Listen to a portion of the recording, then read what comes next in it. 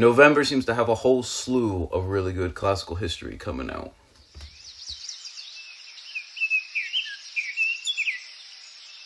Hey, what's going on, everybody? Justin here, and in this video I want to start doing, I guess, my monthly anticipated releases, and just kind of go along with, the TBRs and the book haul, all that kind of good stuff.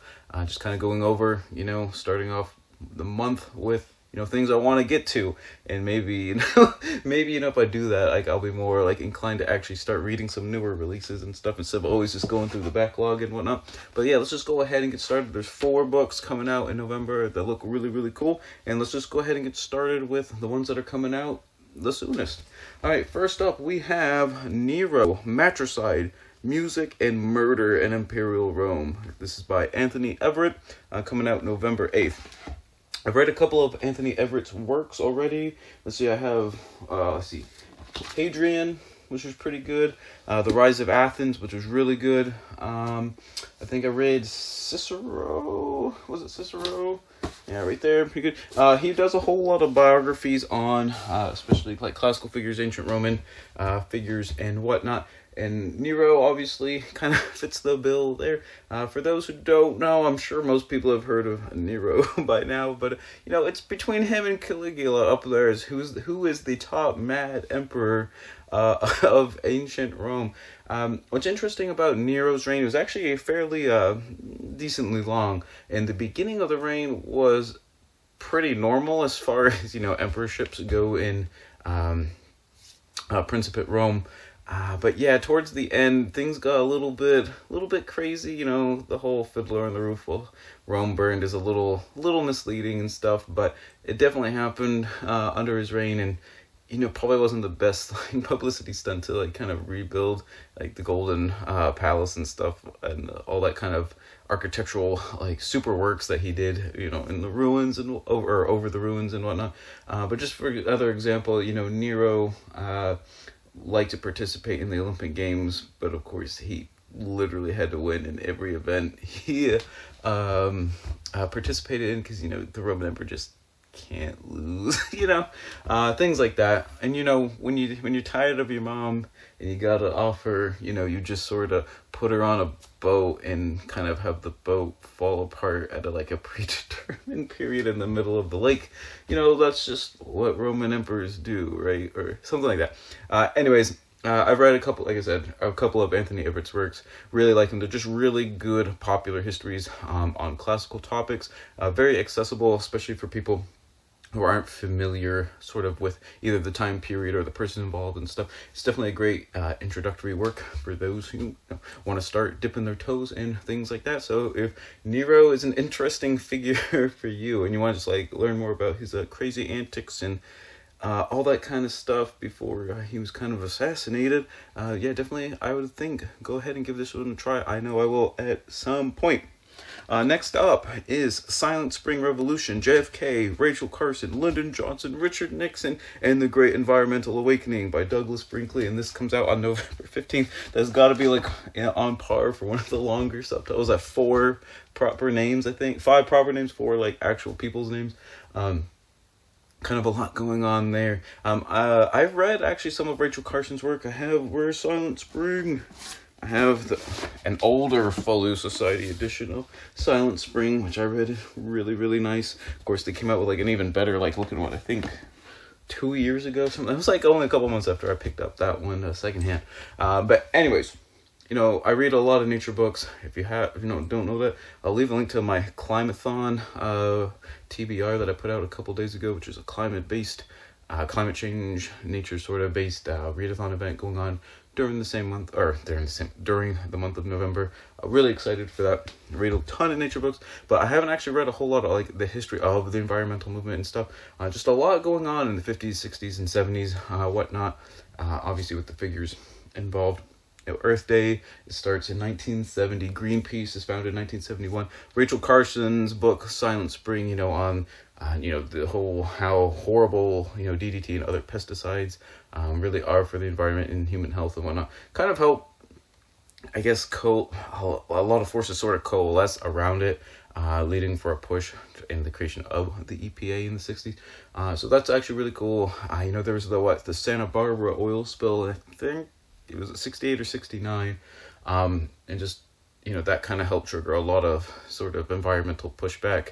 Have regulations, have, something going on to like kind of help, the environment out. So like I said, I don't know a whole lot about the history of that time period per se. I just, obviously you read bits and pieces here and there, but I've never like just read a history of, the beginnings of the environmental movement. So I think this will fill a gap in my knowledge that I really should have filled a while ago. So definitely looking forward to that one.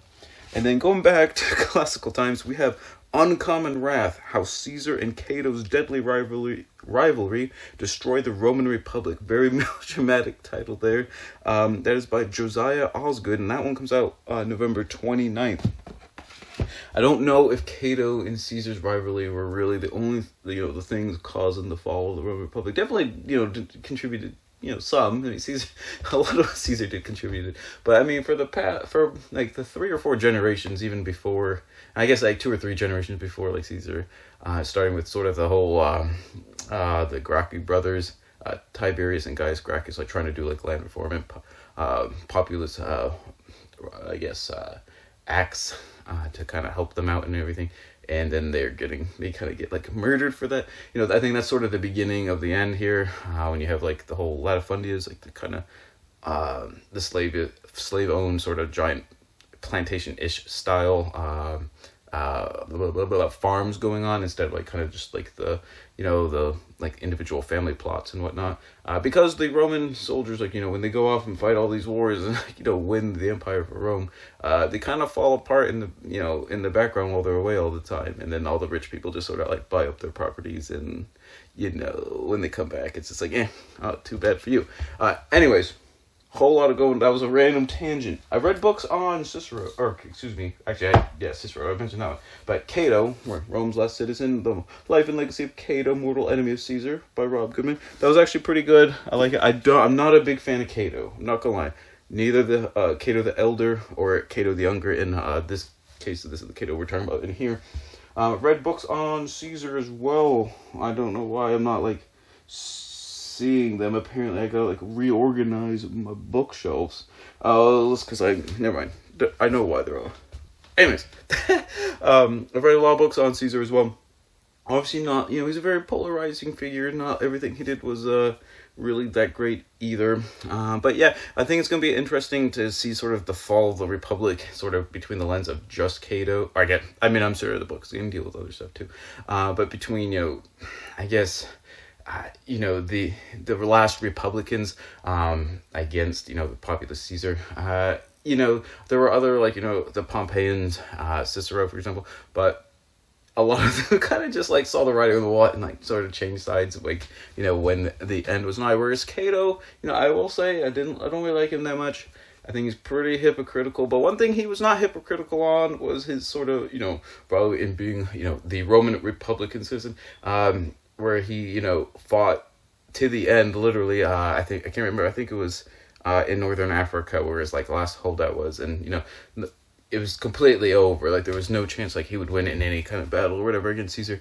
Just kept holding out forever and ever and ever. And then when he finally got to the point, he kills himself because he doesn't want Caesar's clemency, which Caesar offered to him.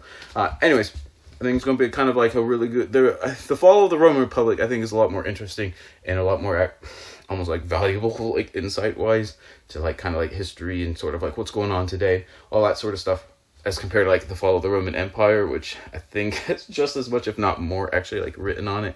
But I think the fall of the Republic is definitely a much more dramatic time period. There's just so many like larger than life figures. Yeah. So I'll definitely be picking up that book, hopefully sometime soon. All right, lastly, before we get to the very last book, which is actually another book published on the 29th. If you've made it this far in the video, thank you so much for watching. If you want to support the channel, obviously you can like and comment, subscribe, all that kind of cool stuff. But yeah, definitely go check out my Etsy shop. I think this is the last Henry David Thoreau one, I promise. Of course, like I'm probably going to have to cycle them back in at some point. But I saw a lot of nature quotes, philosophy quotes, a lot of Marcus Aurelius ones, for example, different philosophy Roman stuff like that. Like some of my favorite Latin Roman quotes are on there and everything. Like some items, like the shop, anything like that definitely helps me in the algorithm. All right, last up we have Demetrius, Sacker of Cities by James Rom, and that comes out on November 29th. I've read a couple of James Rom's books. I think he wrote The Sacred Band, which I read last year, which is all about an elite hoplite force from ancient themes. And my first book I read by him was Ghost on the Throne, which is all about sort of this couple years after Alexander's death, the beginning of like the Wars of the Diadochi and things like that between like Ptolemy, Antigonus, Seleucus, and Cassander. But anyways, I really enjoyed both of those works, so I'm really excited to read Demetrius. I mean, how often do you see books on like little individual classical figures like that? Demetrius's epithet was Polyocrates, or something like that, which literally does mean like taker of cities or besieger of cities, something city taker along those lines. He was really famous for coming up with these crazy siege engines, like battering rams that took 1,000 people to like move about. Can't remember. There is the siege tower that has the fancy name, like this. It literally called like the City Taker, which was this giant, mega like monstrosity. I think it was like a couple 100 feet tall, like 60 feet wide or 50 feet wide, or whatever. Things like that. Ultimately, he did fail in a lot of siege attempts, such as probably the most famous one being Rhodes, where he fell, and the giant, one of the wonders of the world, the statue at Rhodes, is created from like all the bronze like left behind from the siege engines and whatnot. But during the Wars of the Diadochi, he was quite successful. He was the son of Antigonus Monophthalmus, Antigonus the One-Eyed or whatever, one of the four main successor generals of Alexander the Great. And like I said, it's just kind of cool reading like biographies of, I guess, lesser known figures and figures that kind of get glossed over a lot of times in different history. So I think it's going to be really cool to just actually read like a full biography on someone like Demetrius, which I don't think I've ever seen an actual book on Demetrius. I don't think I've seen a book on like any of the Diadochi like individually, and there's only a few books covering them as a whole. But anyways, definitely will be picking that one up. Probably ask for it on my wish list for my birthday, which is also in November. But anyways, thank you so much for watching. Let me know in the comments if there's any books coming out in November that you'd really like to pick up. And always remember, whatever you end up reading, read victoriously.